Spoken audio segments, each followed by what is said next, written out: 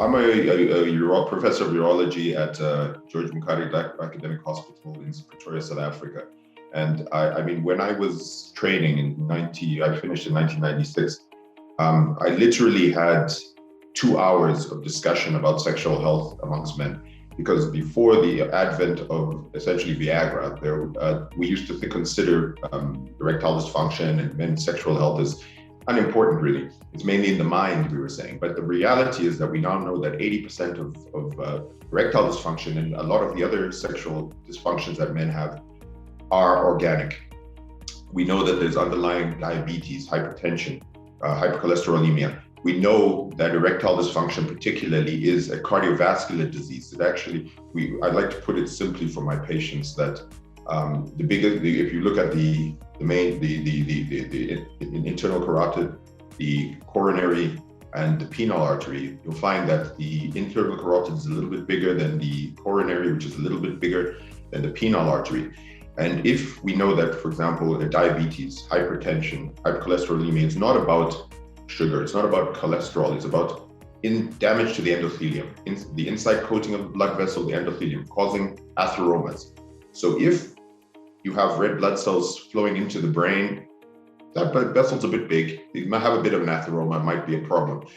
Coronary, same thing. But you get to the penile, which is slightly smaller, and you start getting erectile dysfunction, which lasts more than 3 months, by the way, because guys, we all have a bit of a failure as well. All guys have a bit of a failure once in a while. But the point is that if it's consistent for 3 months, you have an 11 times increased risk of heart attacks, strokes, loss of limb.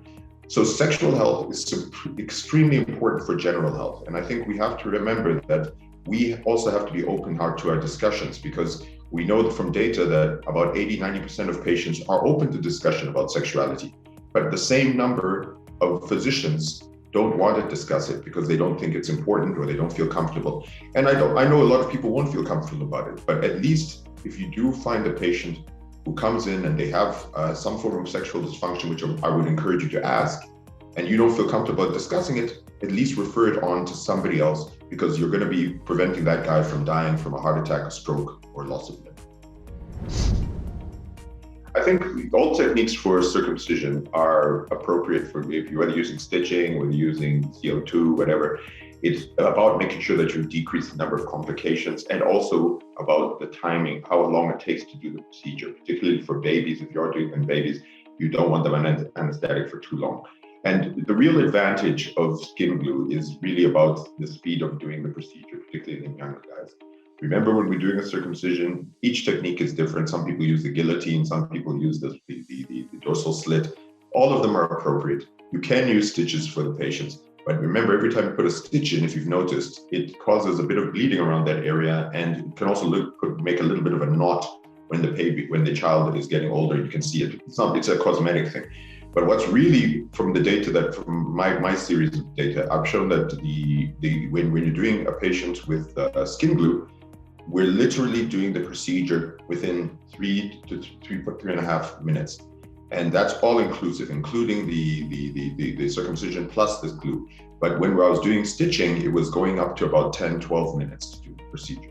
So, and when you consider that the skin glue costs essentially the same as any acrylic or Vicryl or whatever you're using, and the most expensive cost for most of our patients, especially if they're babies and they're on anesthetic gases or injectables, is the anesthetic equipment. And we know, we did a cost benefit analysis comparing it with one of the medical aid schemes in South Africa. And it showed that, the average inhalable agent was costing somewhere in the region of anywhere up to $30 per minute. The skin glue itself costs about $30. So when we've cut away about 9-10 minutes, you can see the huge impact on cost. But again, I'm not saying that everyone used to use skin glue. It's very quick, it's very easy. And the side effect profile is essentially the same as with the stitches. We usually get a little bit of an opening at the top or the bottom of the penis, because the frenular artery is on the ventral aspect of the penis. And then the venous drainage is a lot on the dorsal part. So we do a bit more diathermy and tying off of blood vessels there. So what happens, because the babies even are getting between 12 and 15 erections per day, keeps opening it up. So I always tell the mothers, listen, there's going to be a couple of things. First of all, the child is not going to feel anything. We give them local anesthetic, which stops any sensation down there. So although a lot of the kids will cry when they wake up, we know it's not because of pain, it's just because of hunger and stuff that we're doing. Second of all, that there will be a bit of swelling on the penis. That's edema fluid, using diathermy. And when the kid gets erections, they might cry a bit for the first day or two, although they'll be on analgesia. And because the edema fluid can flow out past the glue or the stitches, and if you are using stitches, it can give them a lot of the mothers and fathers think that it's an infection. It's not. To get an infection on a circumcision is very extremely rare and almost zero basically, and there's almost always that slightly funny smelling edema fluid that comes out. And then of course, because it's not like a normal cut, which is always where the skin is always together, because they keep getting these erections, it can take up to 6 weeks for it to completely heal up. And they often will have the opening at the top or the bottom, but healing by secondary intention is really very good there. And the cosmetic outcomes are, at least from the stats that I've taken from some of the parents, is much better than than with the stitches. But again, I don't want to say that skin glue is the only way, but I do think it has a lot of other benefits as well. I think the important thing is really communication, first of all, because a lot of patients and parents will think that there's it's actually my radical prostatectomies, I get fewer phone calls from the patients than the parents of patients with circumcisions, and that's mainly because we don't talk to our patients enough. They must be reminded that there are only really 3 reasons why we do circumcisions. That would be if it's for medical, religious, or cosmetic reasons. And when we're doing them, you must remember that we're also not going to be taking. We have to balance the amount of skin we take off, because obviously, particularly in a baby, if you pull the skin too far forward, when they get into puberty, their shaft may be having hair on it, which can interfere with their sexual function as well. So that's the first thing, talking to the patients. Now, the side effects that patients get, the most important is really pain. Second is swelling.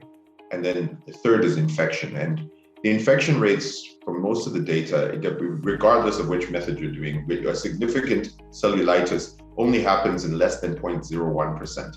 So in general, I wouldn't get too stressed about that happening. And in general as well, because it's like an open wound, like where you have an abscess or something, putting them on antibiotics is probably not the appropriate attitude, especially with the microbiome and how things are so important for us to, and antibiotic resistance. We want to cut back on the use of oral and systemic antibiotics.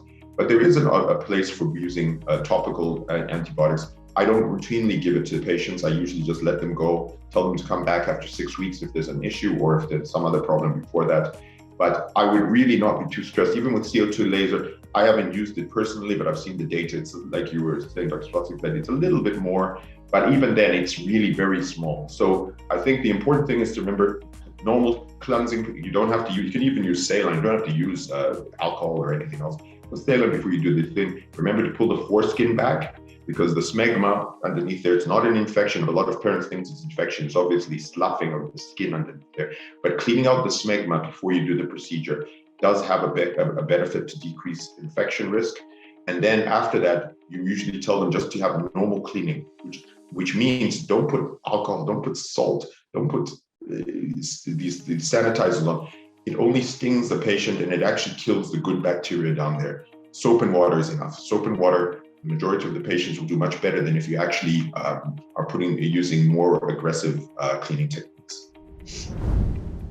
That's a big issue, because there's so many different types of clamps and other things that can be used particularly for adolescents and even in babies as well, that have been tested, and they all work in a relatively similar way. They actually are either causing necrosis because of pressure, or they're cutting through the skin when they're doing it.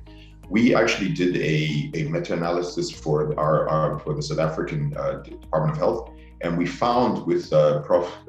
Chris Haynes, that the side effect profile from the clamps was actually more than doing the standard circumcision. So although it is an option, and you have to be very careful, because the biggest problem is amputation of the glands for a lot of these patients. Also, if you're using monopolar diathermy, it can cause even corporal damage as well. So you have to be a little bit careful when you're using them. Not a bad thing, but it's not, I don't think it's the best for most of our patients. And particularly when you're using, like, for example, with skin glue, it's equally fast, and you don't have to go home with a clamp or whatever else is going on there. So although it's an option, it was actually rejected by our Department of Health because of the increased risk of gland injuries. So I encourage, if you are using them, just be very careful about where you place the clamps. Make sure that they are securely applied as well, because hemorrhage is also slightly higher for the patients who are using clamps. But at the end of the day, provided you've had a good experience and you understand what you're doing with your patients, it isn't very important. But just a word of caution for any patient, anybody who's doing a circumcision, is that we know that the penis is one of the most litigated organs for surgery. For example, the most litigated procedure in medicine total is penile enlargement, which is almost never necessary for 99.9999% of patients. But even circumcisions, if you have one complication, for example, corporal thrombosis or something, that can medically be a huge impact on your not only your general practice, but also on your reputation. So just be a bit careful. Make sure you're very gentle with the penis. It's a very vital organ, and we need to just make sure that we take care of it.